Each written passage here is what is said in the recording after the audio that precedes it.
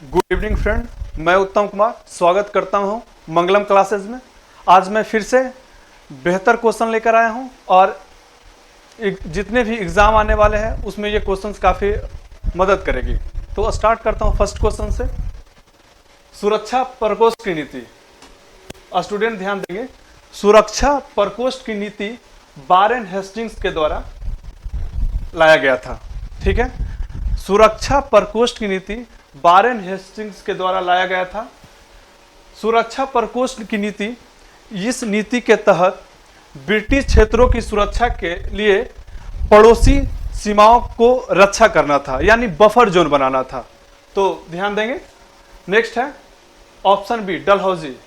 तो मित्र ध्यान देंगे, लॉर्ड डलहौजी का काल जो है 1848 से 56। ठीक है, डलहौजी के काल में रेलवे, सबसे पहले रेलवे चला था 1853 में, तो डलहौजी के काल में ही चला था। डलहौजी के काल में ही विधवा पुनर्विवाह नियम लागू किया गया था। आप जानते हैं कि लॉर्ड डलहौजी हड़प नीति के तहत कई राज्यों पर कब्जा किया था, जिसमें पहले आता है सतारा। सतारा 1848 में, ठीक है, संबलपुर, बघाट, ठीक है, उदयपुर, झांसी, नागपुर, ये सब का जो है डलहौजी के द्वारा हड़प कब्जा किया गया था। फिर देखते हैं कार्नवालिस। इसमें ध्यान देंगे कि लॉर्ड डलहौजी ने ही अवध को कुशासन के आरोप लगाकर अवध को भी कब्जा किया था 1856 में। अवध ध्यान देंगे, ये बार बार एग्जाम में पूछता है कि डलहौजी के द्वारा ही अवध को 1856 में कब्जा किया था। फिर देखते हैं option number C, Lord Cornwallis. Cornwallis 1886 से लेकर 1893। कार्नवालिस का काल जो है 1886 से लेकर 1893 के बीच इसका कार्यकाल रहा। इसके काल में एक अस्थाई बंदोबस्त, कार्नवालिस ने ही अस्थाई बंदोबस्त लाया था। ठीक है, और अस्थाई बंदोबस्त के तहत पूरे 19% क्षेत्र में अस्थाई बंदोबस्त लगाया गया था। अस्थाई बंदोबस्त बंगाल, बिहार और उड़ीसा जैसे क्षेत्र में लगाया गया था। Next Lord Curzon. Lord Curzon का एक बहुत बड़ा घटना आप लोगों को पता होगा, बंगाल विभाजन। बंगाल विभाजन 1905 में हुआ था। ठीक है, तो कर्जन के काल में ही, क्योंकि कर्जन का काल है 1899 से लेकर 1905। ठीक है, एक पॉइंट ध्यान देंगे कि कर्जन और लॉर्ड डलहौजी, डलहौजी सबसे पहले रेलवे का शुरुआत डलहौजी के काल में हुआ, लेकिन सार्वधिक रेलवे का विकास, सबसे ज्यादा रेलवे का विकास कर्जन के काल में हुआ। ठीक है, नेक्स्ट क्वेश्चन हम लोग देखते हैं। अंग्रेजों ने रैयतवाड़ी बंदोबस्त कहां लागू किया था? तो हम लोग देखते हैं कि रैयतवाड़ी बंदोबस्त ये मद्रास प्रेसिडेंसी में। ठीक है, तो ऑप्शन सी इसका सही होगा। रैयतवाड़ी बंदोबस्त टोटल 51% क्षेत्रफल लगाया गया था। ठीक है, नेक्स्ट हम लोग देखते हैं, निम्नलिखित में कौन सा समाचार पत्र एनी बेसेंट के द्वारा प्रकाशित किया गया था? तो ध्यान देंगे, एनी बेसेंट के द्वारा कॉमनवेल्थ और न्यू इंडिया। ठीक है, तो इसका ऑप्शन ए सही होगा। कॉमनवेल्थ और न्यू इंडिया जो एनी बेसेंट के द्वारा प्रकाशित किया गया था। यंग इंडिया, यंग इंडिया आप जानते हैं, आप लोग को पता होगा कि महात्मा गांधी के द्वारा प्रकाशित किया गया समाचार पत्र है यंग इंडिया। मीरातुल अखबार राजा राम मोहन राय के द्वारा, जबकि मूक नायक ये भीमराव अंबेडकर के द्वारा प्रकाशित किया गया था। नेक्स्ट हम लोग देखते हैं,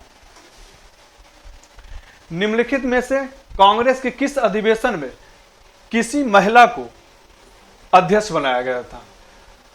तो मित्र ध्यान देंगे, कांग्रेस का कलकत्ता अधिवेशन 1917 में पहली बार किसी महिला को अध्यक्ष बनाया गया था।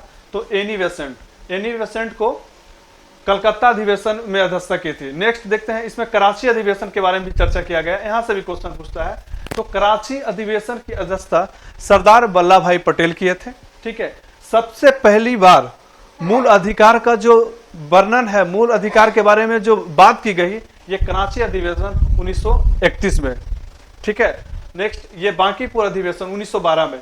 ध्यान देंगे, मधोलकर इसके अध्यक्षता किए थे, जबकि कानपुर अधिवेशन, ये ध्यान देंगे, ये बहुत बार एग्जाम में पूछा है कि प्रथम भारतीय महिला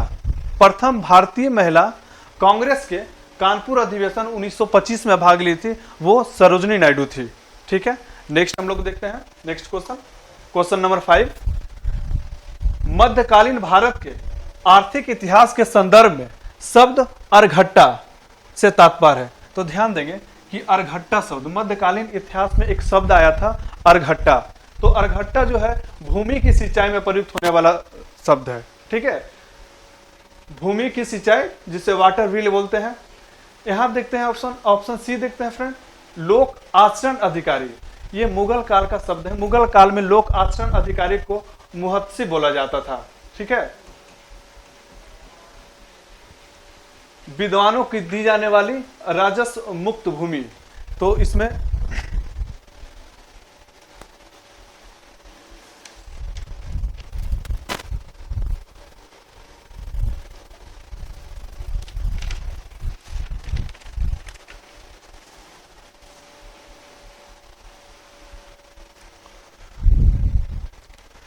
देखते हैं मध्यकालीन भारत के आर्थिक इतिहास के संदर्भ में अर्घट्टा शब्द जो है भूमि की सिंचाई में प्रयुक्त होने वाला जल पहिया यानी वाटर व्हील।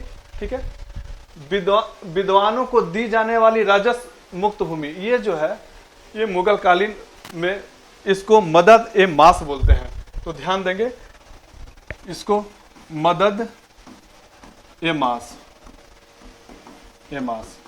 ठीक है, लोक आचरण अधिकारी को मुहत्सी बोलते थे। ठीक है, नेक्स्ट देखते हैं, बोगस कोई अभिलेख में किन वैदिक देवताओं का उल्लेख मिलता है। तो मित्र ध्यान देंगे, ये काफी बार एग्जाम में पूछ चुका है और संभावना है कि ऐसे क्वेश्चंस कोई भी एग्जाम हो, कमीशन का एग्जाम हो या दरोगा का एग्जाम हो या बिहार टीचर का एग्जाम हो, इस तरह का क्वेश्चन आपको देखने को मिलेगा। तो बोगस कोई अभिलेख में इंद्र, मित्र, वरुण और नासत देवी देवताओं का चर्चा मिलता है। तो ध्यान देंगे इंद्र, मित्र, वरुण और नासत। नेक्स्ट देखते हैं, भारतीय अर्थव्यवस्था है। तो स्टूडेंट ध्यान देंगे, भारतीय अर्थव्यवस्था मिश्रित अर्थव्यवस्था को एडॉप्ट किया है।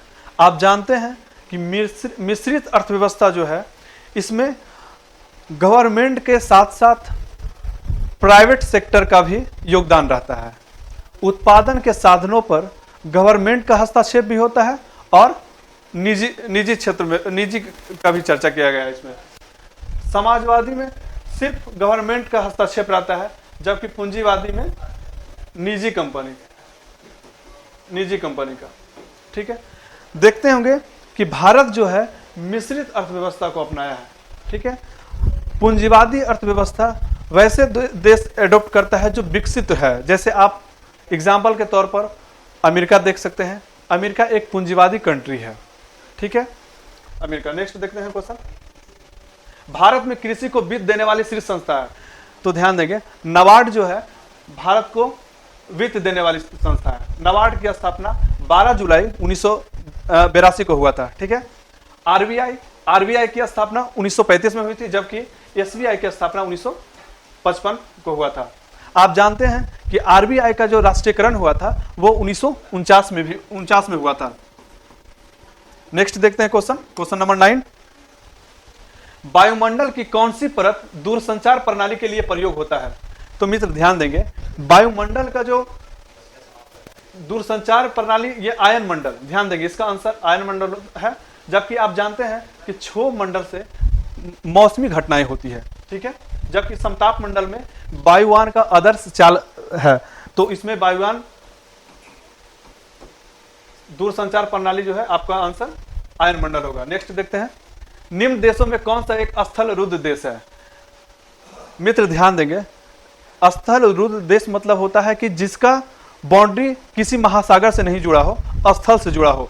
तो आप देखेंगे कि बोल्विया जो है एक स्थल रुद्ध कंट्री में आता है। टोटल 44 ऐसे देश हैं जो स्थल रुद्ध देश है। ठीक है, नेक्स्ट देखते हैं, बिहार के उत्तरी भाग से कौन सी नदी गंगा में मिलती है? तो मित्र ध्यान देंगे, अगर हम देखते हैं कि गंगा का उत्तरी भाग और दक्षिणी भाग, तो उत्तरी भाग में घाघरा नदी, गंडक नदी, बूढ़ी गंडक नदी, बागमती, कमला, कोसी और महानंदा, ये जो है उत्तरी भाग से गंगा में मिलने वाली नदी है। जबकि दक्षिणी भाग में देखते हैं कर्मनासा, सोन, पुनपुन, फल्गु, क्यूल और अजय नदी। तो आप ऑप्शन के अकॉर्डिंग देखेंगे तो यहाँ घाघरा जो है ये उत्तरी भाग से गंगा में मिलती है, तो इसका आंसर घाघरा होगा। ठीक है, घाघरा नदी। नेक्स्ट देखते हैं, बिहार की प्रमुख नदियों में गंगा का मिलने का स्थान है। तो ध्यान देंगे, चौसा के पास कर्मनासा, आप जानते होंगे कि चौसा के पास कर्मनासा मिलती है। मनेर जो पटना में पड़ता है, इसके समीप सोन मिलती है। कुर्सेला के समीप कोसी नदी मिलती है। तो इसका ऑप्शन डी इसका सही होगा। नेक्स्ट देखते हैं, भारत के संविधान की 11वीं अनुसूची में कितने विषय हैं? मित्र ध्यान देंगे, भारतीय संविधान में टोटल 12 अनुसूची है। ठीक है, 22 भाग है और 395 अनुच्छेद है। 11वां अनुसूची में पंचायती राज की चर्चा किया गया है और पंचायती राज में टोटल 29 सब्जेक्ट है। तो इसका आंसर सी होगा, 29 सब्जेक्ट, यानी भारतीय संविधान की 11वीं अनुसूची में 29 विषय का चर्चा किया गया है। नेक्स्ट देखते हैं, भारत के संविधान के किस भाग में नागरिकता से संबंधित है? तो ध्यान देंगे कि नागरिकता भारतीय संविधान के भाग 2 में वर्णित है। यहां से भी क्वेश्चन पूछता है। तो भाग 2 जो है नागरिकता है, जो अनुच्छेद आर्टिकल 5 से 11। ठीक है, जबकि भाग 3 में मूल अधिकार का चर्चा किया गया है। मैंने बताया था कि मूल अधिकार अमेरिका के संविधान से लिया गया है। ठीक है, और वर्तमान में मूल अधिकार 6 है। ठीक है, जैसे आप जानते हैं समता का अधिकार अनुच्छेद 14 से 18 के बीच, दूसरी है स्वतंत्रता का अधिकार जो 19 अनुच्छेद से लेकर 22 अनुच्छेद। फिर शोषण के खिलाफ आप देखेंगे कि अनुच्छेद 23-24 में इसका वर्णन किया गया है। जबकि धार्मिक स्वतंत्रता का वर्णन अनुच्छेद 25 से 28 के बीच किया गया है। संस्कृति के साथ साथ शिक्षा का अधिकार आप देखेंगे कि अनुच्छेद 29 और 30 में इसका वर्णन किया गया है। जबकि संवैधानिक उपचार भारतीय संविधान के अनुच्छेद 32 में इसका वर्णन किया गया है। तो टोटल 6 मौलिक अधिकार वर्तमान संविधान में वर्णित है। नेक्स्ट देखते हैं भाग 4 जो है नीति निर्देशक तत्व। मित्र ध्यान देंगे, नीति निर्देशक तत्व भारतीय संविधान के अनुच्छेद 36 से 51 के बीच इसका चर्चा किया गया है। तो भाग 4 और भाग 3 देखेंगे कि मूल अधिकार और नीति निर्देशक तत्व में एक खास अंतर है कि मूल अधिकार का हनन होता है या मौलिक अधिकार का हनन होता है तो आप हाईकोर्ट और सुप्रीम कोर्ट जा सकते हैं। मैंने पिछले वीडियो में भी बताया था कि अनुच्छेद 32 के तहत अगर आपका मौलिक अधिकार का हनन होता है तो अनुच्छेद 32 के तहत आप सुप्रीम कोर्ट जा सकते हैं और आर्टिकल 226 के तहत आप हाईकोर्ट जा सकते हैं। लेकिन नीति निर्देशक तत्व में आप न्यायालय नहीं ले जा सकते। इसलिए दोनों में एक खास अंतर रखेंगे कि मूल अधिकार को न्यायालय में ले जाया जा सकता है जबकि नीति निर्देशक को नहीं। नेक्स्ट देखते हैं हम लोग, संविधान का 93वां संशोधन संबंधित है। तो ऑप्शन ए देखते हैं, सरकारी नौकरी के पिछड़े वर्गों के लिए आरक्षण जारी रखने से। ठीक है, तो 93वां संविधान संशोधन 2006 में लागू किया गया था सरकारी नौकरी के पिछड़े वर्गों के लिए आरक्षण जारी रखने के लिए। ठीक है, नेक्स्ट देखते हैं क्वेश्चन नंबर 16, भारत सरकार की प्रथम प्रणाली में भारत के मुख्य न्यायाधीश के ऊपर कौन आता है? तो मित्र ध्यान देंगे, जो भी एग्जाम मतलब अच्छे एग्जाम होते हैं इस तरह के क्वेश्चन देखने को मिलता है। तो वरीयता क्रम में आप पहले देखते हैं, तो वरीयता क्रम में प्रथम स्थान पर आप रखते हैं राष्ट्रपति को, फिर सेकंड पर उपराष्ट्रपति, थर्ड प्रधानमंत्री, फोर्थ में हम लोग देखते हैं राज्यपाल, फिर फिफ्थ में हम लोग देखते हैं पूर्व राष्ट्रपति, 5A में देखते हैं उप प्रधानमंत्री, 6 में देखते हैं मुख्य न्यायाधीश और उसके बाद कैबिनेट मंत्री, उसके बाद भारत रत्न जिसको मिलता है भारत रत्न अलंकरण धारक को। ठीक है, तो वरीयता क्रम में इस तरह से आते हैं। तो यहाँ क्वेश्चन देखते हैं, क्वेश्चन के अकॉर्डिंग आप आंसर दे सकते हैं। क्वेश्चन है भारत सरकार की प्रथम प्रणाली में भारत के मुख्य न्यायाधीश के ऊपर कौन आता है? तो इसका आंसर आप भूतपूर्व राष्ट्रपति। ठीक है, तो इसका आंसर बी होगा, ऑप्शन नंबर बी। नेक्स्ट देखते हैं, भारतीय संसद की कार्यवाही शून्यकाल का अर्थ है। मित्र ध्यान देंगे, प्रश्नकाल के बाद शून्यकाल आता है। ठीक है, जिसकी अवधि 1 घंटा यानी 12 से 1। तो शून्यकाल प्रश्नकाल के ठीक पश्चात का काल को शून्यकाल कहते हैं। तो इसका आंसर ऑप्शन डी। नेक्स्ट देखते हैं, सरकार नए संसद भवन के उद्घाटन के अवसर पर कितने रुपए का एक विशेष सिक्का जारी किया है? तो मित्र ध्यान देंगे, 75 रुपये का सिक्का जारी सरकार की थी।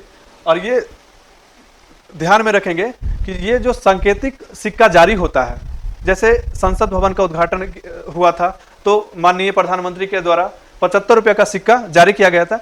तो ये सिक्का मार्केट में परिचालन के रूप में नहीं काम करती है, ये मार्केट में नहीं चलती, एक सांकेतिक रूप से इशू होता है ये सिक्का। तो ये ध्यान देंगे, इसका ऑप्शन डी सही। नेक्स्ट देखते हैं, हाल ही में पर्वतरोहण का कोर्स पूरा करने वाली पहली महिला एनसीसी कैडेट कौन बनी? तो ध्यान देंगे, इसका आंसर सी होगा, शालिनी सिंह। ठीक है, नेक्स्ट देखते हैं, हाल ही में किस रेलवे जोन में शहीदों के नाम पर ट्रेन के इंजनों का नामकरण किया? तो मित्र ध्यान देंगे, ये काफी बेहतर क्वेश्चन है, करंट से लिया हुआ क्वेश्चन है, ये उत्तरी रेलवे होगा। टोटल 20 क्वेश्चन का यहाँ पर देखें, काफी महत्वपूर्ण क्वेश्चन था। और ठीक है, आज के लिए इतना ही। Thank you.